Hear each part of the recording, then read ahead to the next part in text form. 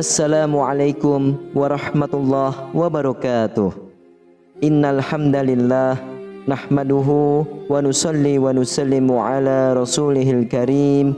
Asyhadu an la ilaha illallah wa asyhadu anna Muhammadan abduhu wa rasuluh. Allahumma salli ala sayyidina Muhammad wa ala ali sayyidina Muhammad. Amma ba'd. Alhamdulillah sahabat beriman, jika video ini muncul di berandamu, ini adalah petunjuk dari Allah kepadamu. Setidaknya sempatkanlah menulis sholawat kepada Nabi Muhammad SAW di kolom komentar.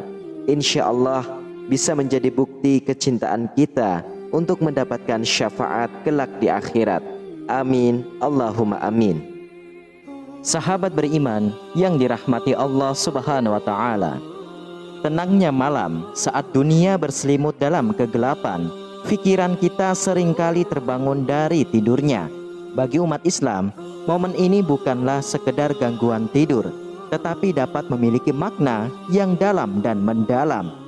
Dalam Islam, sering terbangun di tengah malam dianggap sebagai panggilan dari Allah, sebuah kesempatan untuk mendekatkan diri kepadanya dan merenungkan makna hidup. Mari kita telusuri bersama arti spiritual di balik sering terbangun di tengah malam sesuai dengan ajaran agama Islam.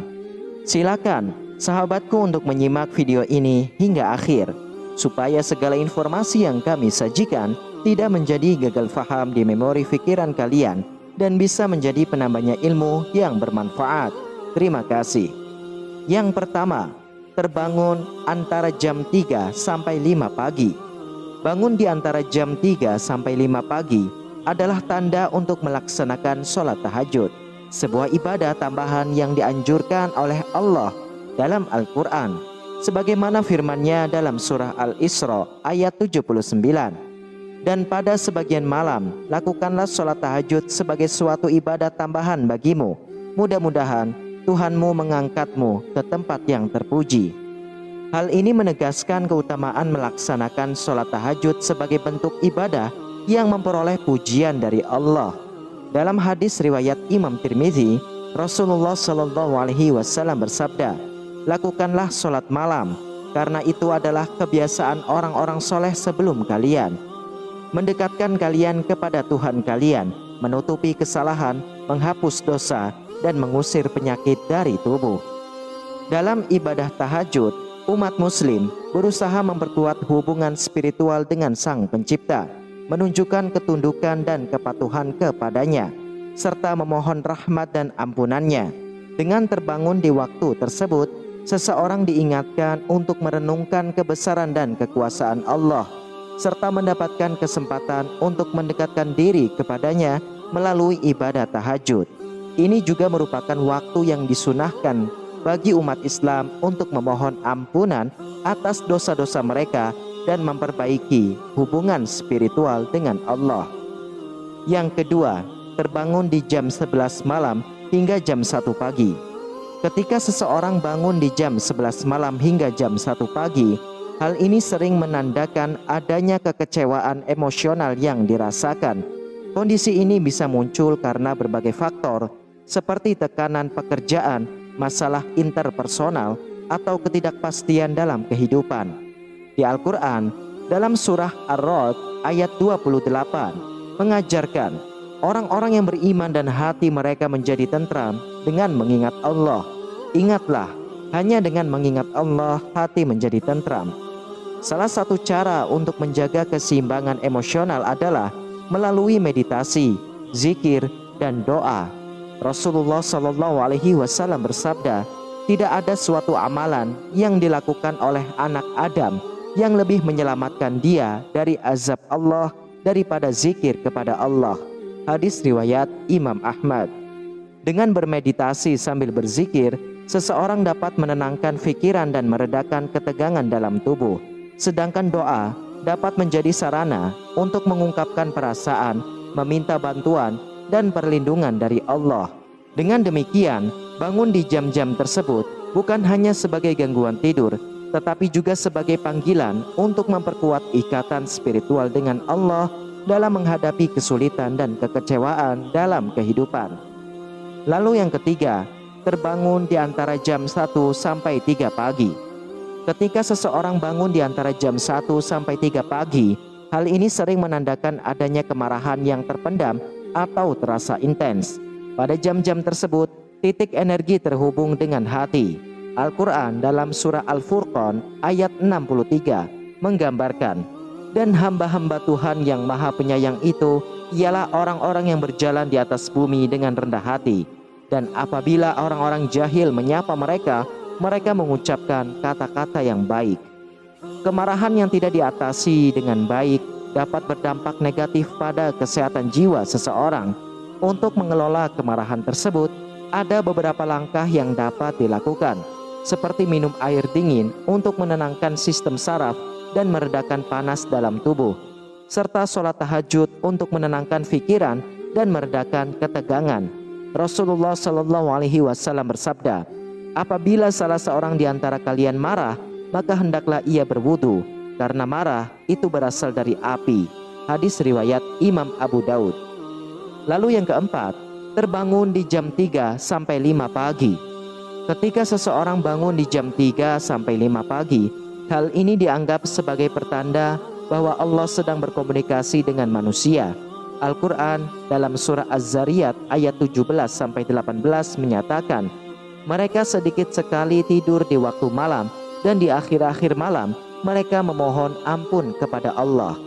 Oleh karena itu, momen ini dianggap sebagai kesempatan yang berharga untuk mendekatkan diri kepadanya melalui doa dan zikir.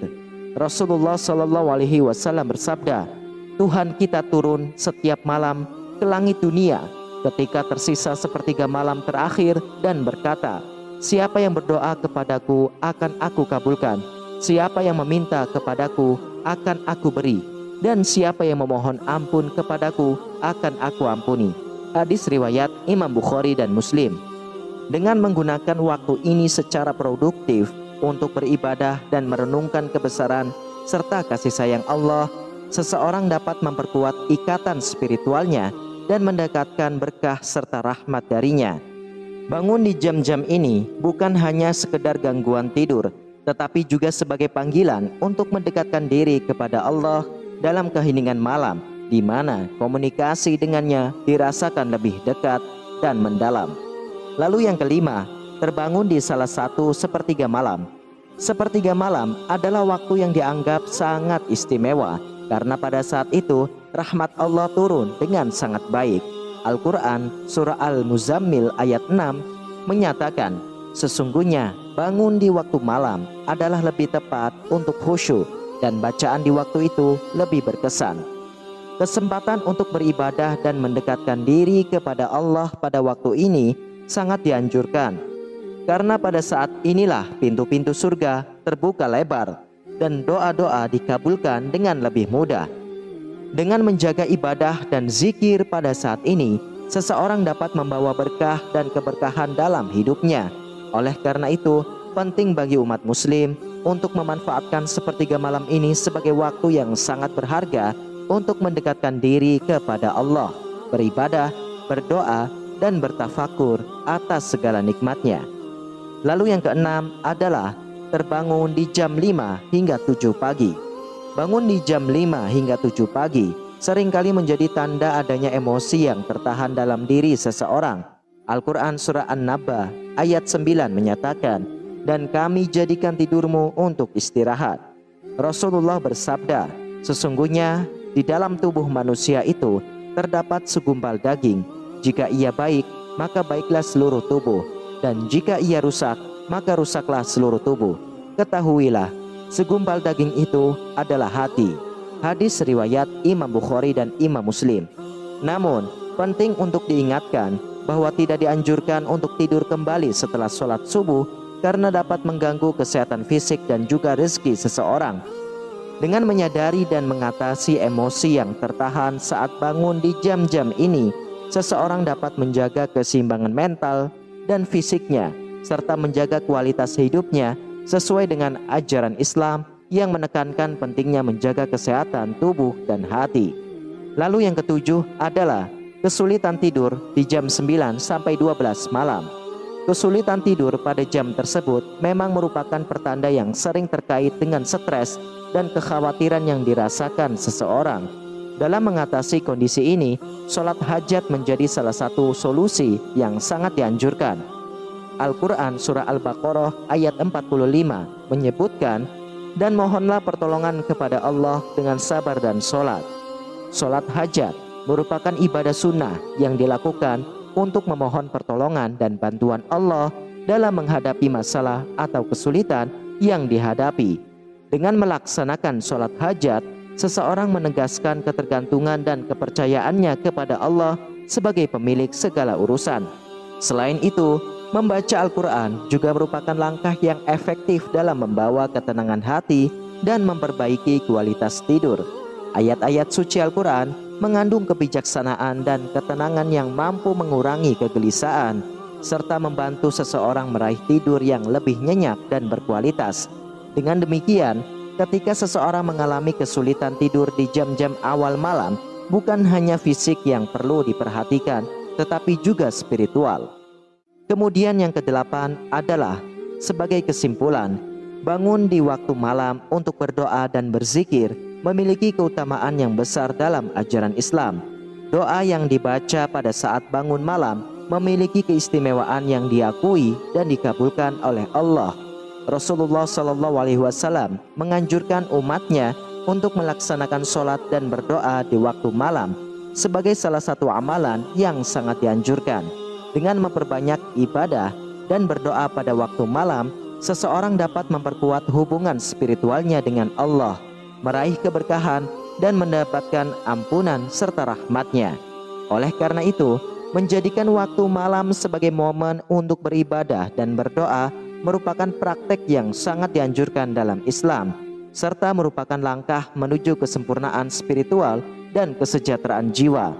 Dengan kesadaran akan keistimewaan waktu malam dalam Islam, umat muslim diingatkan akan pentingnya memanfaatkan waktu tersebut untuk mendekatkan diri kepada Allah, menguatkan iman, dan memperbaiki kualitas hidup secara keseluruhan. Wallahu a'lam bishawab. Demikianlah sahabat beriman yang dirahmati Allah, hanya ini yang bisa saya bagikan dan sampaikan. Semoga pada kesempatan video kali ini ada arti dan manfaatnya untuk kita semuanya. Semoga Allah Subhanahu wa taala senantiasa merahmati, meridhoi, dan mengampuni dosa-dosa kita semuanya.